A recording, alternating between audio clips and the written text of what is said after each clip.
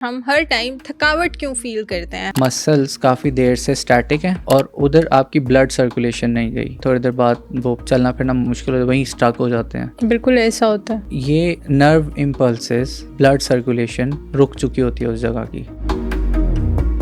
मुझे कोई 5 ऐसी डिजिटल एप्स बता दें जो कि दी बेस्ट जो है वो काम कर रही हैं। आपने अपनी प्लेट ला के रखी, उसके अंदर खाना डाल लिया, मोबाइल पकड़ें, ऐप खोलें और स्कैन किया, आपके सामने सारी न्यूट्रिशनल वैल्यू आ गई। वाओ।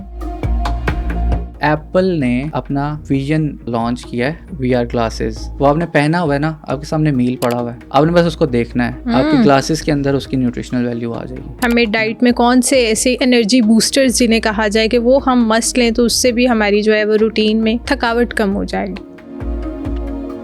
आप हर वक्त थकावट क्यों महसूस करते हैं? क्या आप जानते हैं कि आपकी बॉडी में किन डेफिशिएंसीज की वजह से आप रेस्टलेस फील करते हैं? किसी भी स्टैटिक पोजीशन के बाद आपके पाँव क्यों सो जाते हैं? ऐसी कौन सी बेस्ट 5 एप्लीकेशंस हैं जिनके थ्रू आप अपना लाइफस्टाइल बेहतर बना सकते हैं? और कौन से सुपर फूड्स ऐड करने से आपको एनर्जी ज्यादा मिलेगी? आज ये सब हम जानेंगे Shahrukh Khan, dietitian and nutritionist से। तो पॉडकास्ट को एंड तक क्लास में देखें।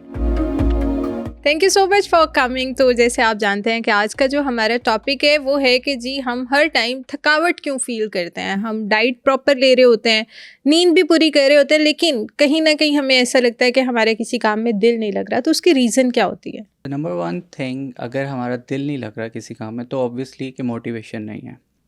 और जो थकावट का जहाँ तक पर्सपेक्टिव है ना, ये इंडिकेटर है किसी भी बड़े मसले से पहले। वो एक होता है ना, तूफान या आंधी आने से पहले का सन्नाटा, ये वो है। तो थकावट या टायर्डनेस, वीकनेस, फटीग, लेथार्जिक रहना, ये किसी बड़े मसले का, किसी बड़े प्रॉब्लम का बिल्कुल स्टार्टिंग पॉइंट है। और ये हर इंसान, फॉर एग्जांपल बच्चा है, उसके केस में डिफरेंट तरह से आप डिफरेंट पर्सपेक्टिव से गेस कर सकते हैं कि इसको क्या मसला है। और अगर फॉर एग्जांपल एडल्ट्स आ जाते हैं तो उसमें अगर टायर्डनेस है तो वो कोई और रीज़न हो सकती है, कुछ और फैक्टर्स हो सकते हैं। When you go on to the above 40 या उस एज में चले जाते हैं तो वो हो सकता है कोई मेडिकल कंडीशन, कोई बीमारी या इस तरह से हो सकता है। So according to the age, according to the people, the factors varies. और जैसे कि बताया कि बहुत बड़ा कोई प्रॉब्लम ही होगा। जैसे फॉर एग्जांपल अगर हम बात करें, एक बच्चा है और वो लाइक 3-4 इयर्स का है, चलना फिरना स्टार्ट किया है और वो बहुत लेथार्जिक है। वो नहीं प्रॉपरली अपनी एक्टिविटीज़ नहीं करता। मदर को फील होता है बहुत सुस्त है, बट समटाइम्स मदर उसे इग्नोर करना शुरू कर देती हैं। विद टाइम वो ये जज ही नहीं कर पाती कि इस बच्चे को कोई बड़ा मसला हो सकता है। जैसे रिसेंटली पोलियो के आपने देखा हो कि बहुत ज़्यादा वो चल रहे हैं अवेयरनेस सेशंस, कैंपेन्स और ये सारा कुछ। बट वो किस लिए हैं? वो इसलिए हैं क्योंकि पाकिस्तान में पोलियो दोबारा बढ़ना शुरू हो गया। और पोलियो का सबसे मेन रीज़न, सबसे पहला इंडिकेटर टायर्डनेस, थकावट। और जब पेरेंट्स उसको इग्नोर कर देते हैं, इग्नोर करने से क्या होता है, वो पोलियो ने हो सकता है। ऑब्वियसली वो वैक्सीनेशंस नहीं करवाते। और ये है हमारे बैकवर्ड एरियाज़ में, जिस तरह थरपाकर के रीजन्स हैं, KPK में बहुत ज़्यादा है, बलूचिस्तान में बहुत ज़्यादा है। तो वो एक इस चीज़ को एक टैबू समझते हैं और वो एक मिथ बन गया है कि ये शायद कोई वो है, साजिश है, यहूदी साजिश है या US की साजिश है। तो वो करते ही नहीं है उस चीज़ को, वैक्सीनेशंस करवाते नहीं हैं बच्चों को। तो हर चीज़ के पीछे ना, हर थकावट के एलिमेंट के पीछे एक बड़ा मसला है। अब फॉर एग्ज़ाम्पल अगर हम एडल्ट्स में चले जाएँ, तो एडल्ट्स में क्या होता है कि वो कोई स्पोर्ट्स कर रहे हैं, जिम कर रहे हैं, ठीक है, स्टडीज़ कर रहे हैं। अब स्टडीज़ नहीं अच्छी हो रही, रिज़ल्ट अच्छा नहीं आ रहा, पढ़ पढ़ के सारा दिन, लाइक 24 आवर्स में आप अगर 10 to 12 आवर्स अपने स्टडी में, और हमारा एक बड़ा मिथ बना है कि 10 से 12 घंटे पढ़ोगे तो आपके A+ आएंगे, आप इंजीनियर बन सकोगे, आप डॉक्टर बन सकोगे। It's not like this. आपका एक ओवरऑल जो लाइफस्टाइल है ना, वो बैलेंस्ड होना चाहिए। राइट टाइम पे स्टडी करें, राइट टाइम पे स्पोर्ट्स करें, राइट टाइम पे सोएं, राइट टाइम पे खाएं। तो फिर मेरे ख्याल से उन बच्चों के A ग्रेड ज़्यादा आते हैं बजाय इसके कि जो हर टाइम, फिर वो ना ब्रेन फॉग हो जाता है। When you're ब्रेन फॉग क्या होता है? brain fog is like the abnormal condition of unconsciousness. ठीक है। लाइक आपका जो ब्रेन है वो नॉर्मली आप सारी एक्टिविटीज़ करें, but suddenly you are talking to someone और you are doing some activity और अचानक से आपका स्विच ऑफ हो जाता है, ठीक है, या आपके और उसी टाइम पे कोई ऑकवर्ड एक्ट कर देना, कोई ऑकवर्ड रिस्पॉन्ड कर देना, this is called brain fog. Awkward act हो ही नहीं पाता क्योंकि आप एकदम जो है ना वो नम हो जाते हैं, ओके क्लाउडी हो जाता है आपका brain, like okay you're a blurry, आप एकदम बात करते करते एक्टिविटी करते करते you are into some other world, something like that. और आप 5-10 मिनट बाद या 5-10 मिनट बाद नहीं, फ़ौरन भी अगर करें तो 10-20 सेकंड बाद आप you are just came back और आप कहते अच्छा क्या बात कर रहे थे हम।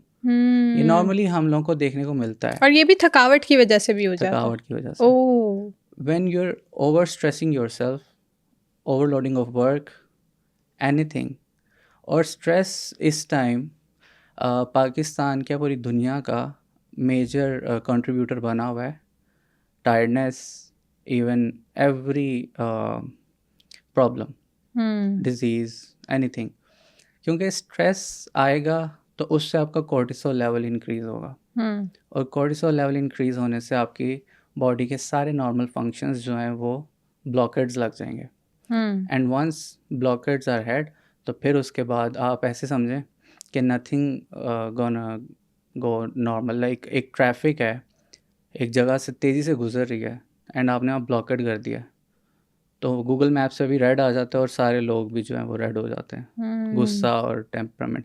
सो सेम लाइक दिस कि कोर्टिसोल लेवल इंक्रीज़ हुआ, आपके बॉडी की जो ट्रैफिक है, मतलब जो बॉडी के अंदर जो नॉर्मल चीज़ें हो रही हैं, फंक्शंस हो रहे हैं, वो सब ब्लॉकेड्स लग जाते हैं। और जब ब्लॉकेड्स लग गए तो इट मीन्स कि फिर थकावट क्या, फिर हर तरह की डिजीज़ जो है वो आपको लग सकती है। अच्छा, जब आप बहुत ज़्यादा डिजीनेस फील कर रहे होते हो तो कोई अर्ली सिम्टम्स होते हैं कि जब भी वो इंसान की बॉडी में हो तो वो उसकी अलार्मिंग जो स्टेट है ना वो ऑन हो जाए और वो सोचे कि भाई नहीं, ये मेरी बॉडी में कुछ ऑकवर्ड साइंस शो हो रहे हैं, अब मैंने इसको ट्रीट करना है।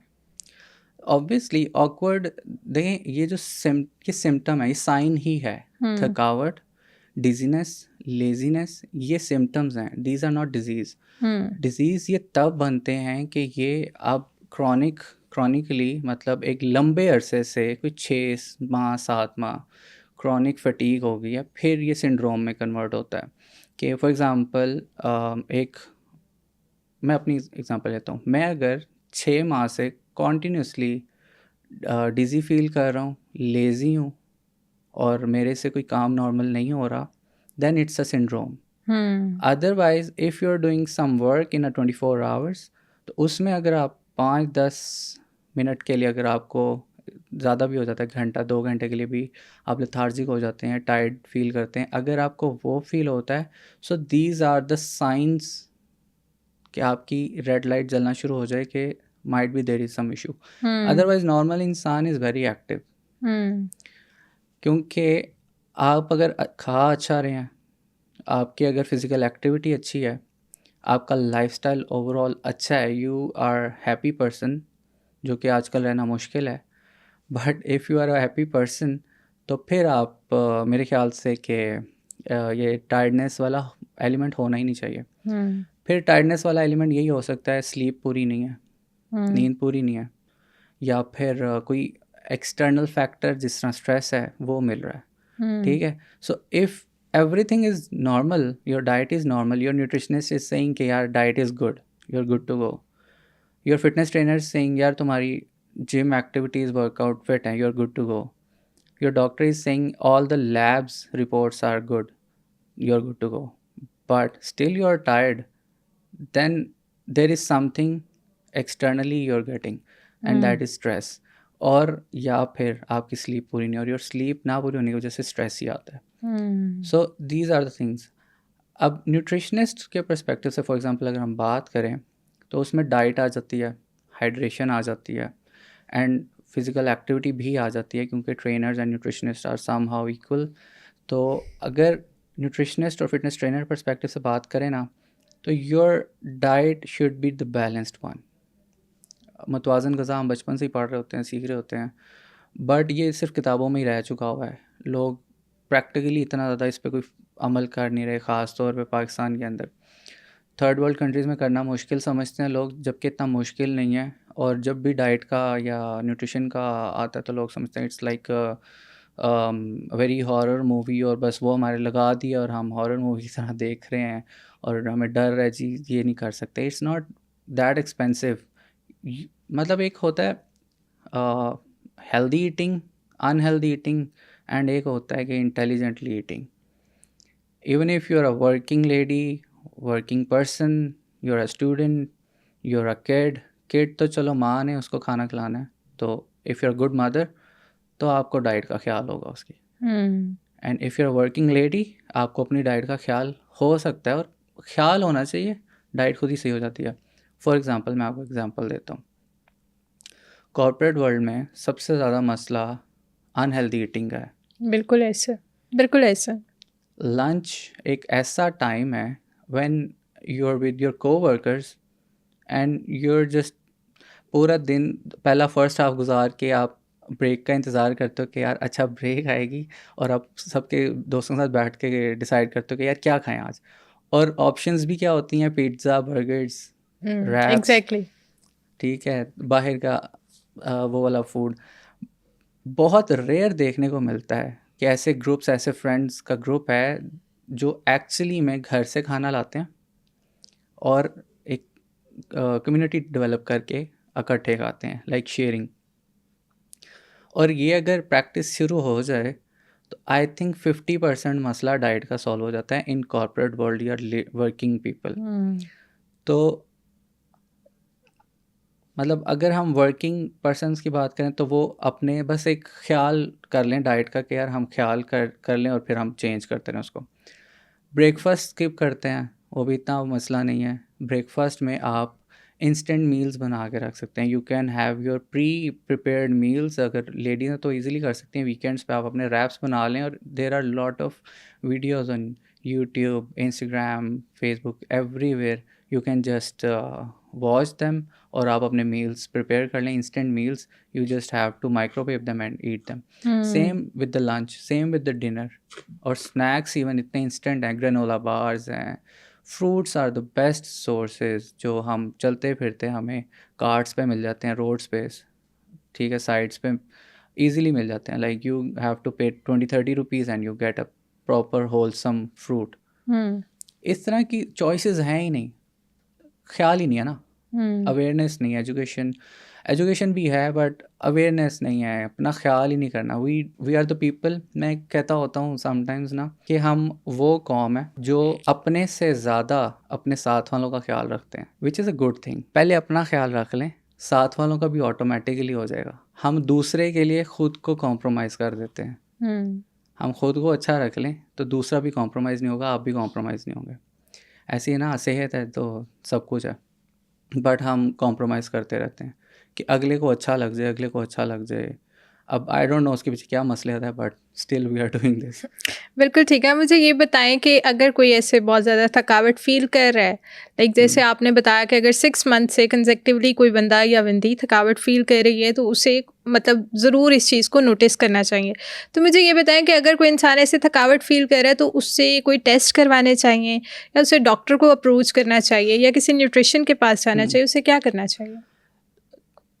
जो टायर्डनेस फील करे ना, थकावट फील करे, नॉर्मल रूटीन से एकदम खुद को ब्रेन फॉग होना शुरू हो जाए या डिजीनेस, लेजीनेस फील करना शुरू कर दे, तो सबसे पहले तो टेस्ट करवाए.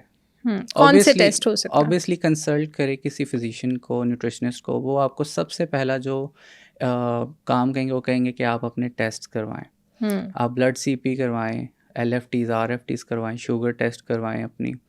उसके अलावा आप अपने ब्लड प्रेशर को मॉनिटर करें, पल्स रेट को मॉनिटर करें. और इसके अलावा कुछ फिटनेस टेस्ट हैं वो भी आप करवाएं, जैसे ऑक्सीजन आप अपनी चेक कर सकते हैं. तो basic test which are very easily done, cheaper, और वो हो सकते हैं. इवन वेस्ट में तो ये ट्रेंड है कि आफ्टर 3 मंथ्स वो अपने लोगों को कहते हैं कि आप करवाएं टेस्ट. हर 3 मंथ्स वो करवाने होते हैं, जिसकी वजह से उनकी स्क्रीनिंग, कोई भी बड़ा मसला आने से पहले एक अलार्म बज जाता है. तभी वो लोग जो हैं अपने डिजीज़ से पहले इंटरवेंशन स्टार्ट कर देते हैं. बट पाकिस्तान में ये ट्रेंड नहीं है. हम साल साल बैठे रहते हैं, अपने टेस्ट नहीं करवाते, इवन ब्लड CP नहीं करवाते. गवर्नमेंट हॉस्पिटल्स का तो चलो हम सोचते हैं ना बुरा हाल है इसलिए नहीं जाते, प्राइवेट में भी 700-800 रुपये का टेस्ट है। आप 700-800 भी नहीं है तो आप गवर्नमेंट चले जाएँ, 150-200 रुपये का टेस्ट है, वो करवा लें। आपको एटलीस्ट पता तो चले कि if there is some sort of infection या कोई मसला, मतलब ब्लड सीपी या बेस लाइन ऐसे टेस्ट हैं जो आपको स्टार्टिंग में किसी भी बड़े मसले के आने से पहले आपको कुछ हाईलाइट कर देंगे कि अच्छा भी ये मसला आने वाला है, तो आप चेक करवाओ। फॉर एग्जांपल LFTs में कोई ऊपर नीचे चीज़ आ जाए तो हो सकता है आपका लीवर का मसला है, फैटी लीवर हो सकता है, जो कि आजकल हर किसी को है। नॉर्मली हर इंसान को मोस्टली मिल जाता है कि फैटी लीवर किसी ना किसी स्टेज पे है, फर्स्ट स्टेज या सेकंड है, इस तरह। उसके बाद आ जाती है RFTs, आपके किडनीज कॉम्प्रोमाइज्ड हैं कि नहीं। उस RFTs रीनल होता है तो आपको अपने किडनीज का पता चल सकता है। ब्लड CP में अगर आपके ब्लड के कुछ ऊपर नीचे फ्लक्चुएट हो गए हैं तो कोई इन्फेक्शन हो सकता है, या कुछ हो सकता है आप एनीमिक हैं, ठीक है, हीमोग्लोबिन कम होता है, ज़्यादा होता है तो आप एनीमिया वो डायग्नोस कर सकते हैं। और BMD इज़ वेरी इंपॉर्टेंट। आजकल BMD भी बहुत इजीली मिल जाता है और सस्ता भी है। आप वो एक्सपेंसिव वन ना करवाएं, डेक्सा ना करवाएं, नॉर्मल वाला करवा लें जो मशीन्स फुट से होता है, ठीक है। और वो उससे आपका कैल्शियम लेवल, आप ऑस्टियोपोरोटिक हैं कि नहीं है, वो आपको पता चल जाएगा। सो ये पाकिस्तानी एटलीस्ट साल में एक दफ़ा करवा लेना तो वो भी इनफ है, आपको एटलीस्ट पता चल जाएगा। और ऐसे लोग मैंने अपनी आंखों से देखे हुए हैं, दे कैन अफोर्ड, इवन उनकी कंपनीज उनको पे कर देती हैं, कॉर्पोरेट वर्ल्ड की बात कर रहा हूँ, बट वो कब से जॉब करें, 5-10 साल गुजर गए, कभी टेस्ट नहीं करवाया। क्यों? डर लगता है कुछ निकल ना आए। भाई निकालो ना, मतलब उस जो चीज़ निकल आए, टाइम से निकल आए तो आप उसको रोक सकते हो। अब फॉर एग्जांपल 5-10 साल बाद आपको पता चल रहा है, खुदा ना खास्ता किसी को कैंसर निकल रहा है, तो वो स्टेज ही ऐसी हो गई हो कि आप उसको टैकल ही ना कर सको। तो टाइम से पता चल जाए, आप इंटरवेंशन करवा सकें, डॉक्टर्स आपके कुछ कर सकें। तो ये कल्चर हमारे ना बनता चला जा रहा है, बल्कि सबसे ज़्यादा बड़ा मसला ये है, we are not always alert in perspective of our health. और कुछ हमारी अपनी हेल्थ केयर प्रोफेशनल्स के भी मामलात हैं, वो भी इस तरह की चीज़ें नहीं करते, अपने एजुकेट नहीं करते, गवर्नमेंट की तरफ से भी मसले हैं। So it's a long debate, जब उसको करें तो फिर बात आगे तक सारे वो क्या कहते हैं एक ही थाली के चट्टे बट्टे बन जाते हैं। बिल्कुल ठीक है। आप मुझे ये बताएं कि स्ट्रेस हमें पता चल गया, ब्रेन फॉग हो सकती है, अगर आप हर टाइम थकावट फील करते हो तो उसकी वजह से ब्रेन फॉग भी हो सकती है। इसके अलावा इंटरनल डिजीज़ क्या हो सकती हैं कि जिसकी वजह से हम हर टाइम थकावट को फील करते हैं?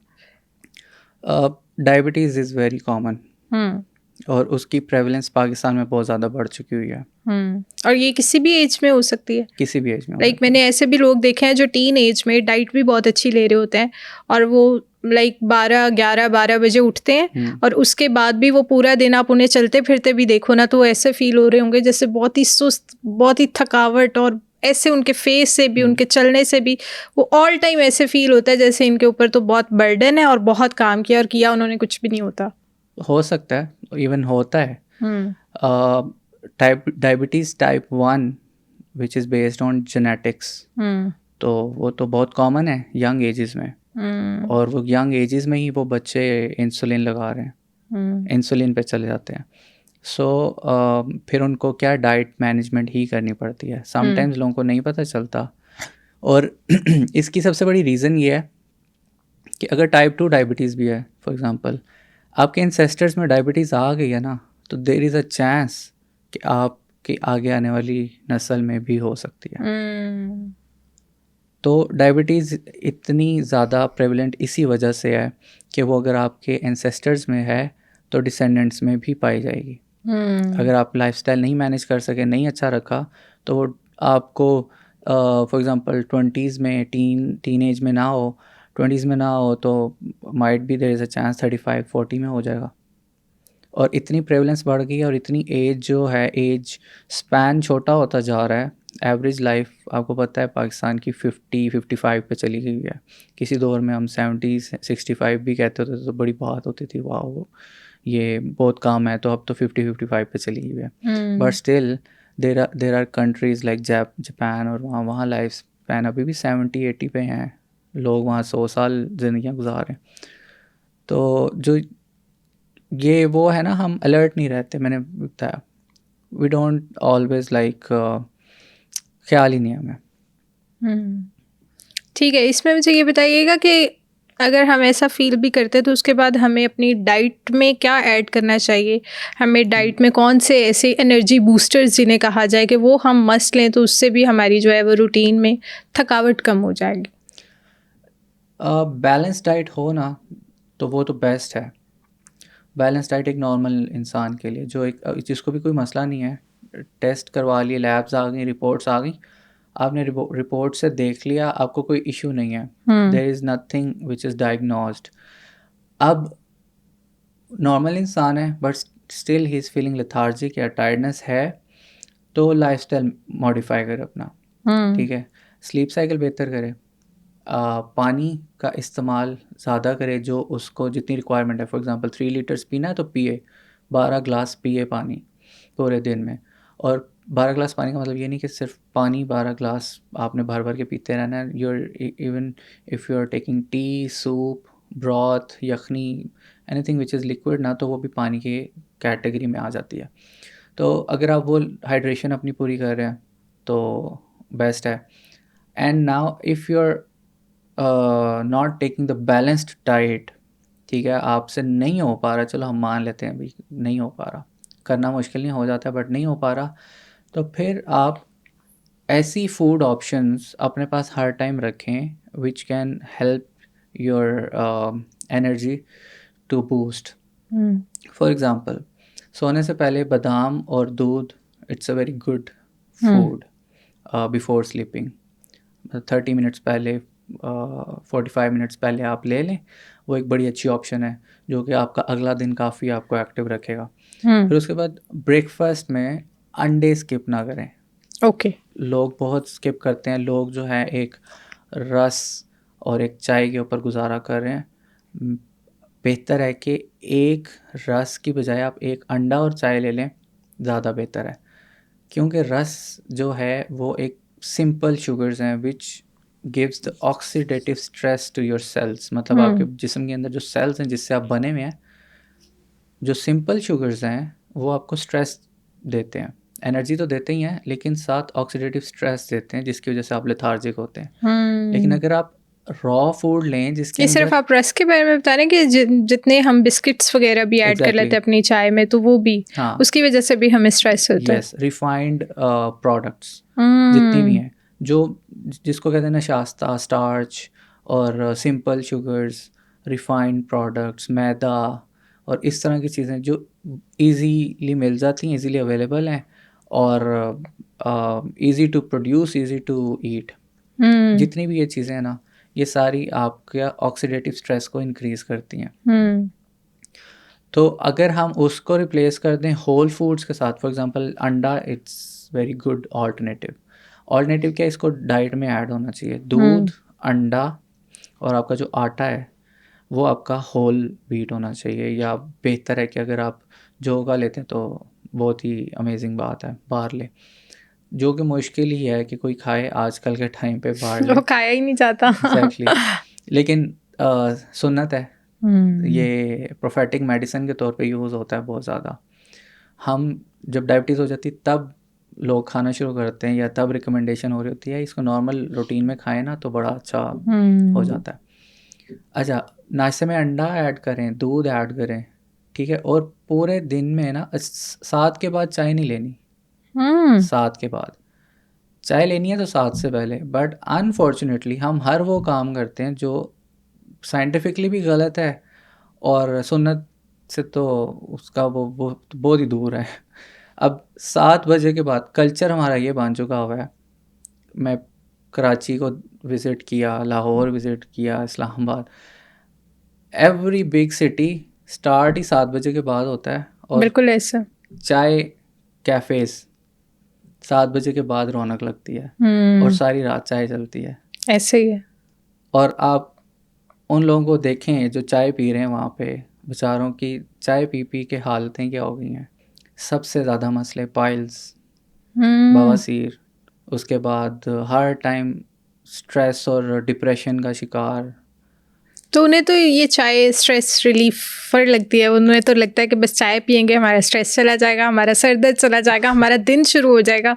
हम 10 बजे उठे, हम 11 बजे उठे, हमें तो चाय मस्ट है कि चाय के बगैर तो दिन नहीं शुरू होता।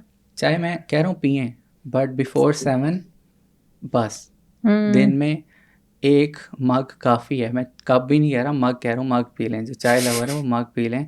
बट मेरे पास ऐसे ऐसे क्लाइंट्स आते हैं कि जिन्होंने अपने स्टमक्स का बेड़ा गर्क किया हुआ है, पूरा पूरा दिन चाय पी पी के, 10-10 12-12 ग्लास चाय पी के। और ख़ास तौर पे रात को कौन पीता है चाय? ये तो कल्चर अब डेवलप हुआ है ना। रात को मैं पूछता हूँ 7 बजे के बाद चाय, जो स्टूडियोज़ हैं, कैफ़ेज़ हैं, वो 7 बजे के बाद चलते हैं। कवालियाँ शुरू हो जाती हैं और चाय बैठ के पी रहे हैं, और फिर चाय नहीं होती ना, फिर साथ खाना पीना भी चल रहा होता है। बिल्कुल ऐसा। अल्लाह ताला ने इंसानी निज़ाम जो बनाया है, 8 बजे के बाद आपने अपने अंदर के जिस्म को सुकून देना है, ना कि उसको और प्रेशराइज़ करना है। और हम लोग शुरू ही 8-9 के बाद होते हैं। बिल्कुल ऐसा। Late night cravings, late night Exactly. खाने, लेट नाइट चाय। हमने खुद को हैबिचुअल कर लिया हुआ है ना उससे। सुबह टाइम पे उठें, ब्रेकफास्ट बड़ा मील लें, लंच जो है वो आपका अच्छा हो। वो कहते हैं ना कि वो एक बड़ी मशहूर कहावत है बुज़ुर्गों की कि ब्रेकफास्ट करो शहंशाहों की तरह, लंच करो वज़ीरों की तरह, और रात का खाना खाओ फ़कीरों की तरह। तो इसके पीछे मसलियत ये है कि आपका ब्रेकफास्ट बड़ा हो, हैवी हो, न्यूट्रिएंट्स रिच हो, ताकि आप सारा दिन एक्टिवली काम कर सकें। ठीक है। और लंच इतना हो कि वो फिर जो बाकी का बचा दिन है वो मैनेज कर सके। और रात के बाद तो सोना ही है ना, कोई फिज़िकल एक्टिविटी नहीं, कुछ काम नहीं है, तो उसमें आपको क्यों इतना ज़्यादा प्रेशराइज़ करना है खुद को? अल्लाह ताला ने निज़ाम आपका ऐसा बनाया है कि आपको रात को खुद भी सोना है और आपके अंदर को भी सुलाना है। अंदर सही है तो बाहर भी सही है। बिल्कुल सही। अब मैं इंग्लिश की कोटेशन बताऊंगा ना तो वो लोगों को अच्छी लगेगी, लेकिन ये इस तरह से कोई नॉर्मल तरीके से भापता है। फॉर एग्जाम्पल मैं कह रहा हूँ कि अंदर सही है तो बाहर सही है, वो नहीं समझ आएगी। लेकिन मैं कहूँगा ना you are what you eat, तो लोग कहेंगे अच्छा मैं वो हूँ जो मैं खाता हूँ, तो वो उस पर ज़्यादा बिल्कुल फोकस सही, करेंगे। बिल्कुल सही। वी आर हमारी सोसाइटी बहुत बदल चुकी है, जो पहले थी वो नहीं है अब। तो इसीलिए तो मसले भी तो ज़्यादा आ गए, नहीं तो मसले भी पहले ज़्यादा हमने इस तरह की बीमारियां, इस तरह की चीज़ें कभी सुनी भी नहीं थी। हैप्पीनेस ही नहीं है। हैप्पीनेस किसी को पता चल जाए ना कि खुश होने से, स्माइल करने से आपकी लाइफ स्पैन बढ़ती है। आपके हैप्पी हार्मोन्स रिलीज़ होते हैं, जो कि आपको वर्कआउट करने से, खुश होने से, अपनों के साथ बैठ के बात लगाने से आपका अंदर अच्छा होता है और बाहर भी अच्छा होता है। ऑब्वियसली आप जब किसी के साथ कम्युनिकेट कर रहे हो, आप उसको अच्छा फील करवा रहे हो, तो ऑब्वियसली वो भी अच्छा होगा। तो it's a complete lifestyle modification ना। ये कोई वेट लॉस नहीं है, वेट गेन नहीं है, इट्स कोई स्ट्रेस मैनेजमेंट नहीं है। It's a complete lifestyle management, जिसमें 50% डाइट, 30% वर्कआउट। पहले ये होता था कि जी 70% डाइट, 30% वर्कआउट। ऐसा नहीं है। 50% diet, 30% workout and 20% is your brain, your mental health, your stress management. जब ये तीनों चीज़ें मिलाएंगे तब आपका लाइफस्टाइल मॉडिफिकेशन होगा। और it's not a difficult thing. छोटी छोटी चीज़ें हैं, बस उसको आपने एक पज़ल है, पज़ल के सारे टुकड़े बिखरे पड़े हैं। अब उन पज़ल के टुकड़ों को आपने बस सही जगह पर ला के रखना है और आपका वो लाइफ का पज़ल सीधा हो जाएगा। आप मुझे ये बताइएगा कि ये जो हम फर्मेंटेड फूड खाते हैं, जैसे दही हो गया, चीज़ हो गई, तो क्या इससे भी हमारी थकावट जो है वो ख़त्म हो सकती है? एनर्जी बूस्टर के तौर पे यूज़ होती हैं ये चीज़ें? जी बिल्कुल। उसकी रीज़न ये है कि दही के अंदर होते हैं प्रोबायोटिक्स, और probiotics is very good for your gut health. मतलब आपके जितने भी डाइजेस्टिव सिस्टम है, your stomach, your small intestine, और जितने भी पाइपलाइन है जिसमें से आपका फूड पास करता है, उसका हेल्दी होना बहुत इम्पॉर्टेंट है। क्योंकि जितना भी डाइजेस्टिव सिस्टम है वो उसके ऊपर इन्हिसार कर रहा होता है। अब प्रोबायोटिक्स ऐसे बेनिफिशियल बैक्टीरियाज हैं जो आपके डाइजेस्टिव सिस्टम को और ज़्यादा इफ़ेक्टिव करते हैं फूड के लिए। तो अगर आपका डाइजेस्टिव सिस्टम अच्छा है तो ऑब्वियसली आपको थकावट नहीं होगी, आपकी एनर्जीज लेवल मेंटेन रहेंगे। उसकी रीज़न ये है कि जब आप कुछ भी खाते हैं तो उसका सही तरह से डाइजेस्ट होना बहुत इम्पॉर्टेंट है। अब हर फूड ग्रुप का डाइजेशन का टाइम डिफरेंट है। फॉर एग्जांपल प्रोटीन थोड़ा ज़्यादा टाइम लेते हैं, फैट्स टाइम लेते हैं, लेकिन जो सिंपल शुगर्स हैं, जो इंस्टेंट एनर्जी सोर्सेज हैं, वो आपको फ़ौरन डाइजेस्ट हो जाते हैं। और प्रोबायोटिक्स जो हैं वो हेल्प करते हैं आपके कॉम्प्लेक्स फूड आइटम्स को डाइजेस्ट करने में। या फिर कोई ऐसे टॉक्सिन्स या कोई ऐसे इन्वेडर्स मतलब हार्मफुल सब्सटेंसेस जो आपकी स्टमक के अंदर चले गए, तो फिर प्रोबायोटिक्स जो हैं वो उसके अगेंस्ट लड़ते हैं ताकि आपके कोई ऐसी चीज़ ना चले जाए और इन्फेक्शन ना हो जाए।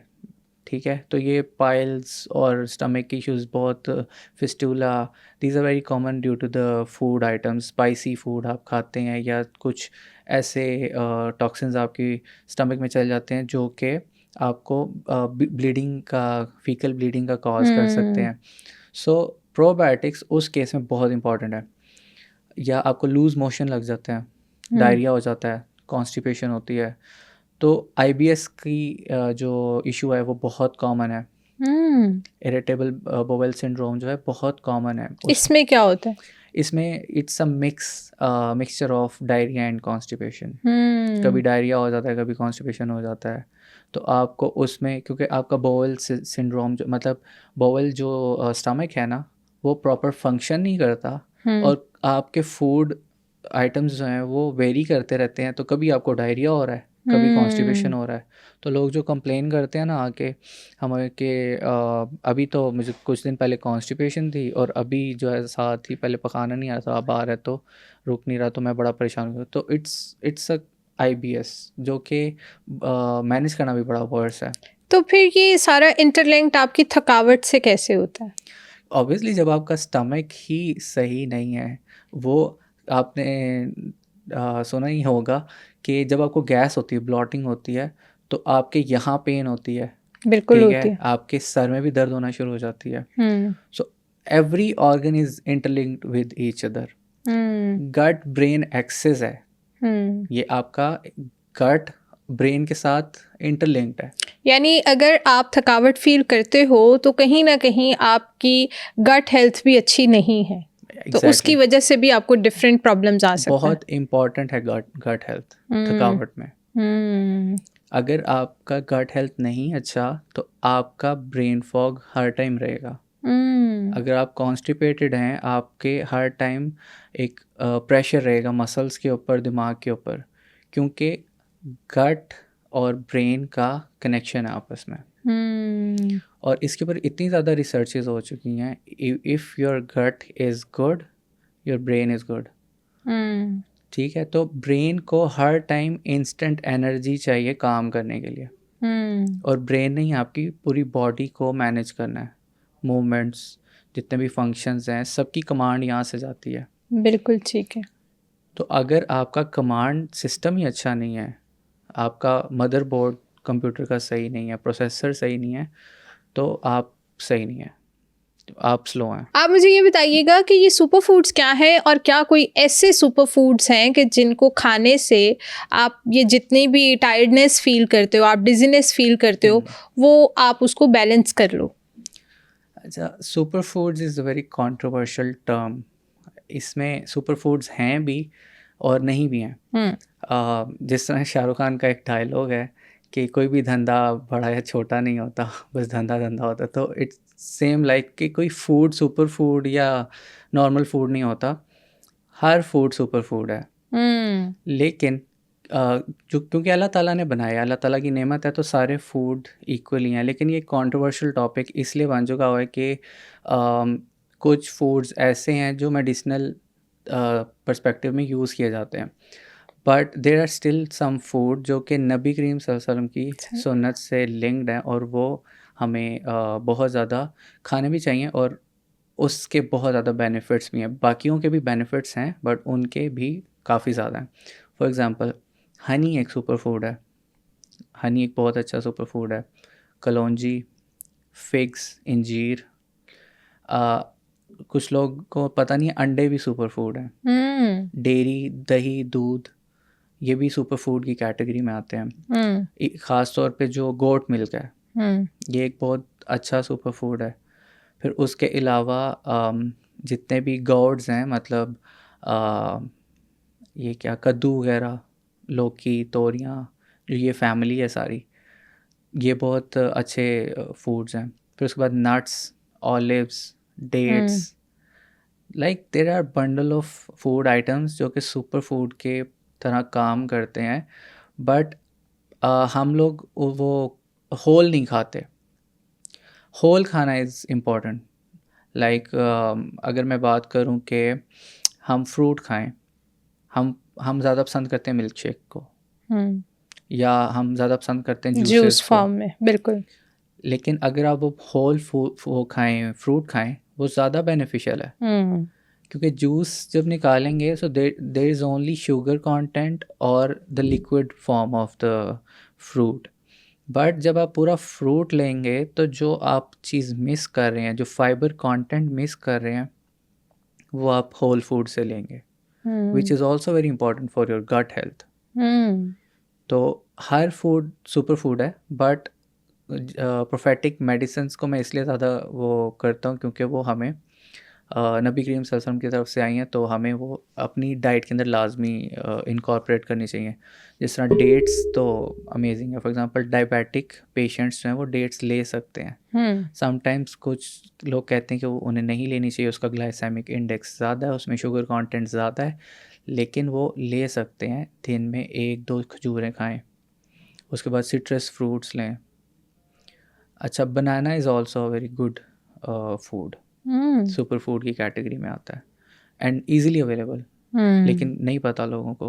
क्यों? क्योंकि ईज़िली मिल जाता है ना, इसलिए। उसके अंदर इतना अच्छा फाइबर कंटेंट है, इतने अच्छे उसके अंदर न्यूट्रिएंट्स हैं, इतना उसके अंदर विटामिन्स मिनरल्स रिच है वो, और पोटेशियम है, मैग्नीशियम है, जो आपकी लेथार्जिक होने में जो मेनली डेफिशिएंसीज है ना, उसको कवर करता है। अब जैसे फॉर एग्जांपल आप देख लें, विटामिन डी एग्स में होती हैं, मिल्क में होती हैं, ठीक है, और पल्सेस में होती हैं, लेग्यूम्स में होती हैं, बट हम वो नहीं ले रहे, नहीं खाते। और कुछ ऐसे फूड्स हैं जिसमें फूड की अलावा भी सोर्सेज हैं, जैसे सनलाइट एक इतना अच्छा सोर्स है विटामिन डी का, इजीली अवेलेबल है हर टाइम, लेकिन हम वो नहीं ले पा रहे। खैर सर्दियों में तो धुंध का मसला है, सूरज आ नहीं पाती, लेकिन जब कभी मौका मिले हम तब भी नहीं ले रहे। और गर्मियों में तो गर्मी की वजह से नहीं लेते, वो तो वैसे ही एक्सपोजर बहुत ज़्यादा है, तो धूप है, वो मैं रिकमेंड भी नहीं करता कि हम गर्मियों में लेना शुरू कर दें, हीट स्ट्रोक हो जाएगा। बट ऐसा ट्रॉपिकल एनवायरनमेंट बनता है जब आप तब तो ले सकते हैं ना, सन बाथ ले सकते हैं, जब धूप मिले आप लें, सर्दियों में ले लें, क्योंकि it's a very natural source जो कि अल्लाह ताला हर टाइम हमारे ऊपर डाल रहे हैं और विटामिन डी डेफिशिएंसी ख़त्म कर रहे हैं। अगर विटामिन डी डेफिशिएंसी ख़त्म हो जाए पाकिस्तान से, मैं कहूँगा कि 50% लेथार्जिक और टायर्डनेस ख़त्म हो जाएगी, क्योंकि इस time the highest prevalent factor जो है वो विटामिन डी डेफिशिएंसी है। और यानी अगर आपकी बॉडी में विटामिन डी नहीं है तो उसकी वजह से भी आप हर टाइम थकावट फील करते हो। एग्जैक्टली। फिर उसके बाद iron deficiency is very common. अच्छा, एक चीज़ और भी होती है, हम अगर थोड़ी टाइम कहीं पे बैठ के उठें तो हमें बहुत ज़्यादा एकदम से चक्कर आते हैं जो 2-3 सेकंड के बाद चले भी जाते हैं, तो क्या वो भी इसी कैटेगरी में आता है? इसी कैटेगरी में आता है, क्योंकि आपके मसल्स काफ़ी देर से स्टैटिक हैं और उधर आपकी ब्लड सर्कुलेशन नहीं गई। फॉर एग्ज़ाम्पल 2-3 घंटे आप चौंकड़ी मार के बैठे हुए हैं, योगा पोजीशन में बैठे हुए हैं, और जब सडनली आप उठते हैं, बहुत कॉमनली लोगों को कुछ देर के लिए तो टांगें फील नहीं होती, सुइयाँ चुभती हैं, ठीक है, थोड़ी देर बाद वो चलना फिरना मुश्किल हो जाता है, वहीं स्टक हो जाते हैं। बिल्कुल ऐसा होता है। तो ये नर्व इम्पल्सेस, ब्लड सर्कुलेशन रुक चुकी होती है उस जगह की, ठीक है। और ब्लड सर्कुलेशन इसलिए रुक चुकी होती है क्योंकि हमारे पास जो न्यूट्रिएंट्स चाहिए ब्लड सर्कुलेशन को बरकरार रखने के लिए, वो डेफिशिएंट होते हैं। या नर्व इम्पल्सेस को बरकरार रखने के लिए जो न्यूट्रिएंट्स चाहिए वो डेफिशिएंट है, उसकी कमी है। हम वैसे तो डाइट कॉन्शियस लोग हैं नहीं, पाकिस्तानी डाइट कॉन्शियस लोग हैं नहीं, बिल्कुल। लेकिन अगर उनमें से कोई 0.1% अगर कोई लोग हैं भी, तो वो सिर्फ कैलोरीज की हद तक है। कैलोरीज मैनेज कर लो, कम खा लो, ज़्यादा खा लो, वेट लॉस कर लो, वेट बढ़ा लो, लेकिन किसी को नहीं पता कि न्यूट्रिशनल डेफिशिएंसीज या जो दूसरे विटामिन, मिनरल्स, एंटीऑक्सीडेंट्स जो वो रिक्वायर्ड हैं उनका पता ही नहीं है। हमें फाइटोकेमिकल्स का नहीं पता, फ्लेवोनॉइड्स का नहीं पता, ऐसे बायोएक्टिव कंपाउंड हैं जो मिरेकलसली काम करते हैं डिफरेंट डिजीज़ के लिए। बहुत सारे फूड आइटम्स हैं और वो हम नॉर्मली ले भी रहे होते हैं, हमारी डेली डाइट के अंदर, घर में हमारे खानों में डल रहे होते हैं, लेकिन हमें नहीं पता। और हमारी इतनी बैड प्रैक्टिसेस की वजह से हम वो सारी न्यूट्रिशनल वैल्यूज़ की वेस्ट करवा देते हैं फूड में से। फॉर एग्जांपल मैं आपको बताता हूँ, जिंजर के अंदर जिंजर ओल होता है, वो आपकी टायर्डनेस ख़त्म करता है। Oh nice. अगर फॉर एग्जांपल आपको बड़े कॉमनली न्यूट्रिशनिस्ट के पास जाएंगे ना, वो आप अगर उन्हें कंप्लेन करेंगे मैं बहुत थका थका रहता हूँ, तो वो आपको जिंजर टी पीने का बोलेंगे। उसके बाद वो आपको हल्दी, टर्मेरिक का बोलेंगे, ठीक है। उसके अंदर कर्कमिन होता है which is very good bioactive compound, और वो भी आपकी थकावट दूर करता है। लेकिन हल्दी किस फॉर्म में? आप किसी भी फॉर्म में ले सकते हैं। आप जो ज़्यादातर तो यहाँ पाउडर्ड फॉर्म में यूज़ हो रहा है ना, तो आप खानों में आपके डल रही हैं फॉर टेस्ट, और इवन उसका टेस्ट लोगों को पसंद नहीं है, लेकिन वो एक चलती आ रही है पुराने वक्तों से, और लोग इसलिए वो खा रहे हैं और इसलिए डल रहा है वो कि वो हेल्थ बेनिफिट्स बहुत ज़्यादा हैं उसके। अगर आप देखें तो हल्दी का टेस्ट लोगों को इतना कोई ख़ास पसंद नहीं है। अगर उन्हें एक चुटकी भी ऐसे खानी पड़ जाए तो वो नहीं खा सकेंगे, लेकिन चम्मच डलते हैं, 1 टेबल स्पून 2 टेबल स्पून खाने में डलते हैं। बिल्कुल। इवन अगर हम एक ये हैबिट भी बना लें कि हम अपने खानों में एलोवेरा ऐड करना शुरू कर दें। अच्छा। एलोवेरा आपकी टायर्डनेस से तो बहुत ज़्यादा नहीं, बट ओवरऑल हेल्थ, जिस तरह स्किन, हेयर्स आपके अच्छे रहते हैं, आपको एस्थेटिकली काफ़ी अच्छा कर देता है, और बोन पेन्स वगैरह काफ़ी रिलीफ मिलता है उससे। अगर आपको जॉइंट पेन्स हैं, बोन पेन्स हैं, तो वो काफ़ी रिलीफ मिलता है एलोवेरा से। सो देयर आर फूड्स जो कि हमें ऐड करने चाहिए अपनी डेली रूटीन के अंदर। इसी तरह गार्लिक के अंदर एलिसिन होता है, गार्लिक हमें ऐड करना चाहिए अपने खानों में, लेकिन हम स्पेसिफिकली कोई मसला हो जाए ना, कहते हैं ये बालछर हो गया, बाल उड़ गए, तो वहाँ गार्लिक लगाना शुरू कर दो। हाँ बिल्कुल। तो वो उससे फ़र्क पड़ जाता है। तो इस तरह की चीज़ों में कर लेते हैं, लेकिन हम डेली रूटीन में नहीं खाते। अब जैसे बाल गिरना शुरू हो गए हैं, तो आप वैसे ज़िंदगी में कभी आंवला नहीं देखेंगे, लेकिन बाल जब गिरना शुरू हो गए, किसी ने बता दिया कि आंवला खाओ, तो तब खाना शुरू कर दिया। चलो शुक्र है तब खाना शुरू कर दिया। अगर आप महीने में 1 2 3 दफ़ा वैसे भी खा लो तो क्या फ़र्क पड़ता है। तो ये सिर्फ वही बात है, एक तो अवेलेबिलिटी का मसला है, इजीली अवेलेबल नहीं है ये चीज़ें। अवेलेबल हों तो लोग नज़रअंदाज कर देते हैं, इतनी बिजी लाइफ्स की हुई हैं, या परवाह नहीं है। तो ये 3 फैक्टर्स हैं, अवेलेबिलिटी, अवेयरनेस और हेल्थ इंटेलिजेंस, या हेल्थ आप कॉन्शियसनेस नहीं है लोगों में। बिल्कुल सही कह रहे हैं। अच्छा, जैसे आपने बात की कि अगर आप थोड़ी देर कहीं पे भी चौंकड़ी मार के बैठ जाओ, या आप स्टैटिक पोजीशन में हो, तो आपकी टांगें सोना शुरू हो जाती हैं, तो वहाँ पे सुइयाँ चुभती हैं, या इस तरह की कोई भी सिनेरियो होता है, तो ऐसी सिचुएशन में क्या करना चाहिए? सबसे पहले तो अगर आपको पता है कि आप इतना बेयर नहीं कर सकते, तो ऑब्वियसली 1 घंटा 2 घंटा तो चौंकड़ी मार के आप कहीं बैठो ना, ऐसी पोजीशन में बैठो जिसमें आप कंफर्टेबल रहो, आपके ब्लड सर्कुलेशन रहे। अगर फॉर एग्ज़ाम्पल आपको पता चल गया है कि आपसे 5 मिनट से ज़्यादा चौंकड़ी मार के नहीं बैठा जाता, तो आप उसकी ट्रेनिंग करें। आप योगा एक्सरसाइजेस करें, आप ऐसी वर्कआउट्स करें जिससे आपके मसल्स स्ट्रॉन्ग हो, एक्टिव हो, आपकी नर्व्स एक्टिव हों, स्ट्रॉन्ग हो, उनमें सर्कुलेशन बेहतर हो। तो और ऐसे फिर फूड आइटम्स भी अपनी डाइट के अंदर ऐड करें जो उस चीज़ को इसमें हेल्प करते हैं।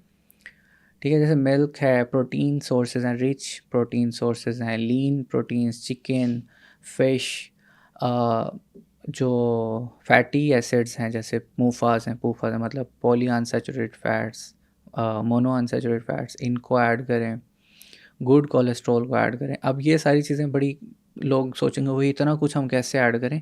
ये सारा कुछ ऐड करना नहीं होता, ये एक ही फूड सोर्स के अंदर अवेलेबल है। आप मछली खाएं, वो उसके अंदर मिल जाएंगे आपको, ये जो मैंने इतने सारे नाम बोले, मूफाज, पूफाज और डिफरेंट न्यूट्रिएंट्स। लेकिन मछली, फिर हमारे यहाँ मसला ये है, हम मछली खाना शुरू करते हैं तो फिर फ्राइड मछली खाना शुरू करते हैं, और किलो 2 किलो तो कोई बात ही नहीं ना, वो तो ऐसे ही चट कर जाते हैं बगैर किसी और चीज़ के, रोटी वगैरह कुछ नहीं, बस किलो मछली आई है और एक बंदा खा गया। और मैंने देखा है ऐसा लिटरली मेरे सर्कल के लोग हैं, मैंने देखा है। तो स्टीम्ड फिश खाएं, ग्रिल करके खाएं, प्रैक्टिसेस ऑलवेज मैटर। अच्छा, बात करते हैं योगा प्रैक्टिसेस, वर्कआउट एक्सरसाइजेज हैं जो आपको अपने लाइफस्टाइल के अंदर इनकॉर्पोरेट करनी चाहिए। लेकिन इतना बिजी स्केड्यूल है सबका, सब लोग नहीं जिम में जा सकते। अब वो घर बैठ के इन चीज़ों को कैसे कर सकते हैं? कोई डिजिटली वे ऐसा नहीं है कि जिससे वो इन चीज़ों को अपने लिए आसान बना सकें? दौर ही डिजिटलाइजेशन का है। जिस तरह चीज़ें डिजिटलाइज होती जा रही हैं, लोगों ने अपनी ज़िंदगियां बर्बाद की हुई हैं। जबकि अगर आप पॉजिटिव माइंडसेट से देखें, बड़े पर्सपेक्टिव पे देखें, तो डिजिटलाइजेशन से आपकी ज़िंदगी आसान हो रही है। आप अपनी लाइफ में बिज़ी हैं, आप ऑफिस जाते हैं, या फॉर एग्ज़ाम्पल ऑफिस कुछ लोग नहीं जाते, वर्किंग लेडीज़ हैं बट वो रिमोट काम कर रही हैं घर से, हाउसवाइफ भी हैं, घर से काम भी करना है। और बाहर की कंपनीज़ हैं, वो टाइमिंग्स पे वो नहीं टॉलरेट नहीं करते, आपको करना ही करना है काम। तो इससे अच्छी और अपॉर्चुनिटी क्या है कि आप घर में बैठे हुए हैं, सारा कुछ आपके पास घर में है। तो बजाय इसके कि आप घर में बैठ के सेडेंटरी लाइफस्टाइल को अपनाएं, आप उन्हीं प्लेटफॉर्म्स से, जिन प्लेटफॉर्म्स के लिए आप बाहर काम कर रहे हैं, वो भी डिजिटली काम कर रहे होते हैं, ऐप्स के through, online Zoom meetings, Google Meet और इस तरह स्काइप वगैरह। तो आप लैपटॉप्स पे, अपने होम थिएटर्स पे, आप अपने मोबाइल्स के ऊपर फिटनेस ऐप्स डाउनलोड करें, न्यूट्रिशन ऐप्स डाउनलोड करें, हेल्थ ऐप्स डाउनलोड करें। और पाकिस्तान में तो अनफॉर्चुनेटली नहीं है। मैंने इतनी दफ़ा पाकिस्तान को बुरा भला कह दिया, क्या पता मुझे सोसाइटी एक्सेप्ट करे अब या नहीं करे, आई विश के कर ले, लेकिन still this is a bitter truth. लेकिन बाहर वेस्ट में ये चलता है, लाइक होम थिएटर्स में लोग हस्बैंड वाइफ बड़ी स्क्रीन पे वर्कआउट वीडियो लगा के वर्कआउट करते हैं, बच्चों को साथ करवाते हैं। इवन पाकिस्तानी फैमिलीज ओवरसीज जो बाहर हैं वो भी करते हैं, बट हम लोग में वो कल्चर पाकिस्तान में ये प्रैक्टिस नहीं हो पा रही, बहुत कम है, बहुत कम है। अगर मैं आपसे कहूँ कि मुझे कोई 5 ऐसी डिजिटल ऐप्स बता दें जो कि दी बेस्ट जो है वो काम कर रही हैं इन सारे वर्कआउट्स पे, कि जिसकी वजह से हम अपनी डेली रूटीन अच्छी कर सकें, हम अपना लाइफस्टाइल अच्छा कर सकें। वर्ल्ड टॉप 5 डिजिटल ऐप्स, कुछ तो रैंकिंग गूगल रैंकिंग की बेसिस पर हैं, कुछ मैं अपने पर्सनल एक्सपीरियंस और पर्सनल यूज़ की बेसिस के ऊपर रैंक करूँगा। माई फिटनेस पैल जो है वो वर्ल्ड टॉप ऐप है और 2005 से काम कर रही है, विच इज़ माई ऑल्सो कह सकते हैं in my common use, but most favourite नहीं है, बट मेरे कॉमन यूज़ में रही है वो। और it's a nutrition and fitness tracking app कि फॉर एग्ज़ाम्पल एक यूज़र या एक पर्सन या एक क्लाइंट जब डॉक्टर, न्यूट्रिशनिस्ट या फिटनेस ट्रेनर के पास आता है तो सबसे बड़ा मसला क्या आता है, उसने कंसल्ट कर लिया, डाइट प्लान ले लिया, अपना पूरे महीने का प्लान ले लिया कि ये मैंने करना है, बट इशू कहाँ आएगा कि जब वो घर चला गया, अब ट्रैकिंग कौन करेगा? खुद तो नहीं वो कर सकता। This is a big issue. More than 60% जो क्लाइंट्स हैं वो इसीलिए छोड़ देते हैं अपनी फ़िटनेस जर्नी, क्योंकि उनको एक प्रॉपर ट्रैकिंग या प्रोग्रेस ट्रैकिंग सिस्टम नहीं मिलता। अगर वो क्लाइंट या यूज़र अपना ट्रैकिंग सिस्टम ऐप की शक्ल में कन्वर्ट कर ले, वट एवर ही और शी इज़ ईटिंग, कुछ भी खा रहा हो, दुनिया के किसी भी कोने में खा रहा हो जाके, और अगर वो ट्रैक कर सकता है तो उसके लिए आसानी है। और tracking is very simple now. जो number 1 app MyFitnessPal मैंने बताई, वो मैंने रैंकिंग के अकॉर्डिंग बताई है, गूगल रैंकिंग के according. But my personal favourite is Healthify. पहले उसका नाम हेल्थीफाई मी था, अब हेल्थीफाई है। This is Indian based app.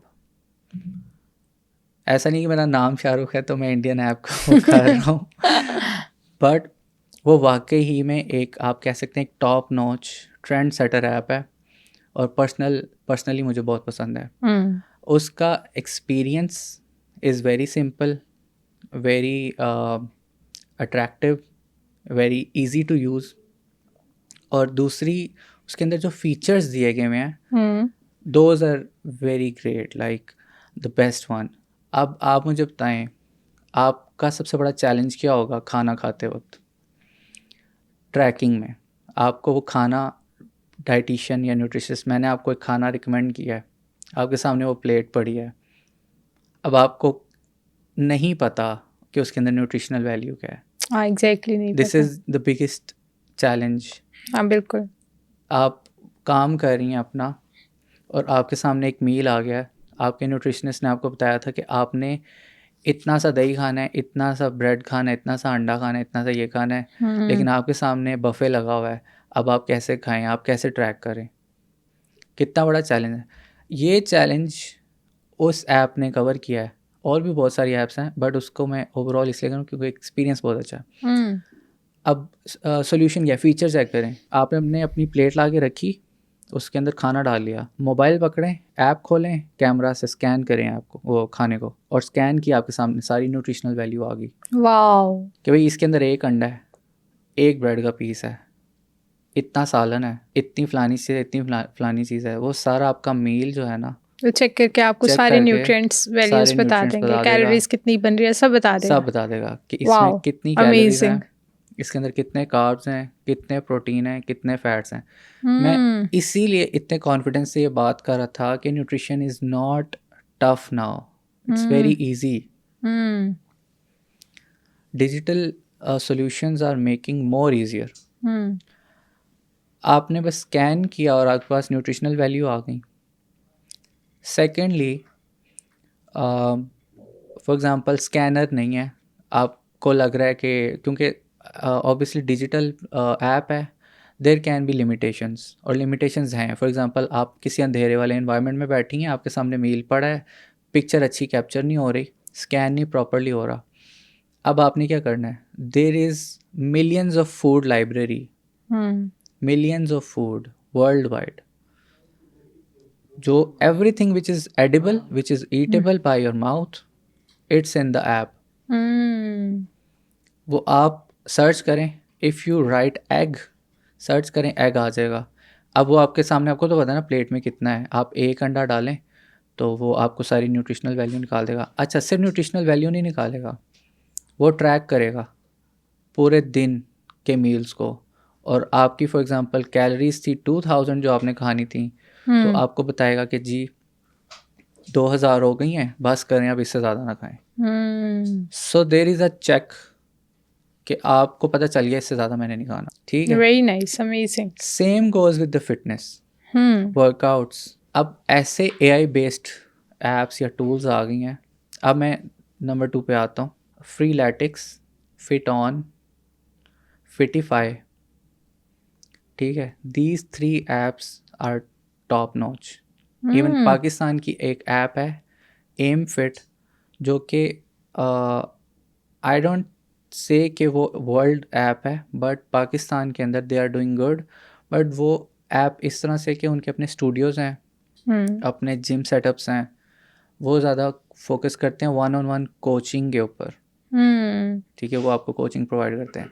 उसके अलावा जो मैंने नाम बोले, Fitify, Freeletics, Healthify is also a very good fitness app. इसलिए मैंने उसको टॉप पे रखा है, क्योंकि वो आपको 1-on-1 सेशंस भी दे रहे हैं, वो आपकी ट्रैकिंग आसान कर रहे हैं, वो सब कुछ ईजी कर रहे हैं। Very nice. अच्छा, एक नया टूल मैं आपको बताने लगा था, AI बेस्ड।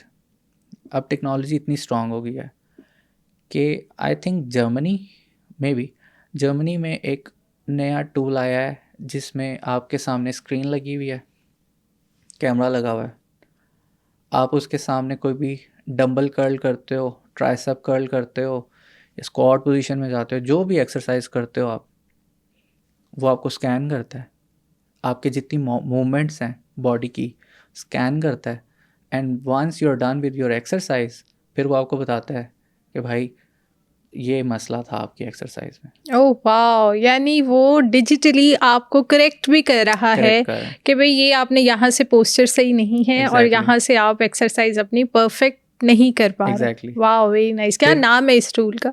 फिर वो आपको बता रहा है कि आपकी कैलोरीज बर्न बर्न हो भी रही है कि नहीं, कितनी बर्न हो रही, कितने टाइम से ये बर्न होगी। These AI tools are in pilot stages. जब ये अनाउंस होंगी, ये all around the world announce हो जाएंगी।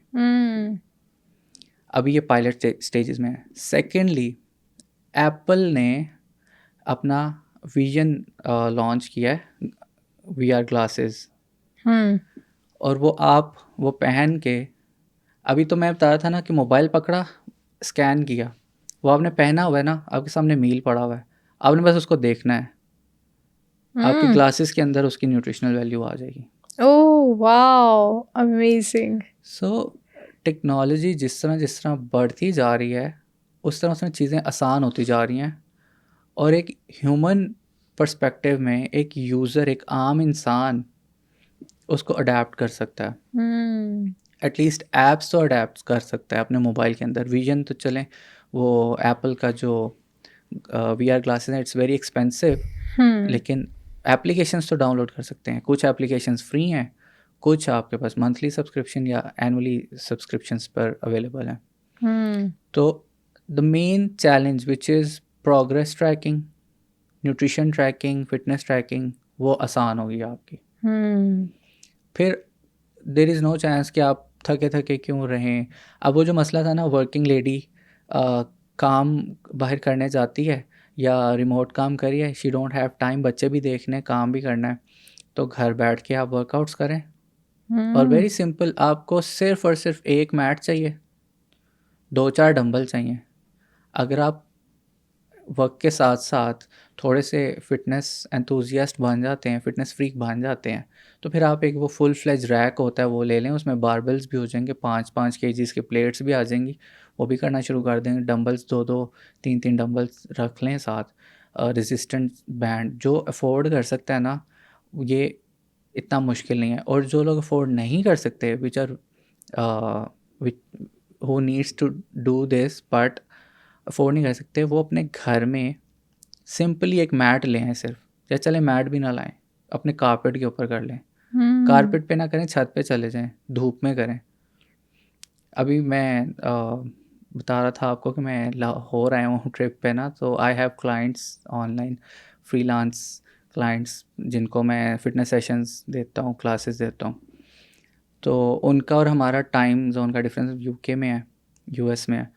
तो उस टाइम पे मैं क्या करता हूँ, I have my mat and dumbbells with me in my car, और जहाँ मुझे जगह मिलती है मैट बिछाए और वहीं पे सिखा दिया। वहाँ कॉल पे गए, व्हाट्सएप कॉल पे, क्योंकि वो मुझे पर्सनल ट्रेनिंग का पे करते हैं, तो I have to give them this honour के मैं उनको 1-on-1 टाइम भी दूँ फिर। तो फिर जहाँ आप ट्रैवलिंग में हैं, जिधर भी हैं, आधे पौने घंटे का सेशन होता है, मैट बिछाओ और शुरू कर दो। Very nice, amazing. So this is all about the mindset. Mindset change हो जाएगा तो everything will be smoother. Health भी सही हो जाएगी, थकावटें दूर हो जाएंगी, कंप्लेनिंग एटीट्यूड ख़त्म हो जाएगा, एक्सक्यूज़ेस ख़त्म हो जाएंगे। और हमारे एक्सक्यूज़ेस तो इतने ज़्यादा हैं, अच्छा मैं कल शुरू करूँगा, कल से करूँगा। वो कल नहीं आती। किसी वो भी कल काम नहीं में। आती। आई होप कि इस पॉडकास्ट से आपको काफ़ी मदद मिली होगी। इससे रिलेटेड अगर आपके जहन में कोई भी सवाल आता है तो हमें कमेंट सेक्शन में ज़रूर बताएं। मैं बहुत ही मेहनत और रिसर्च के बाद मोतबर डॉक्टर्स के साथ आपके लिए हेल्थ पर कंटेंट बनाती हूँ। अगर आपको मेरा कंटेंट वैल्यूएबल लगता है तो अभी सुनो डिजिटल को सब्सक्राइब करें।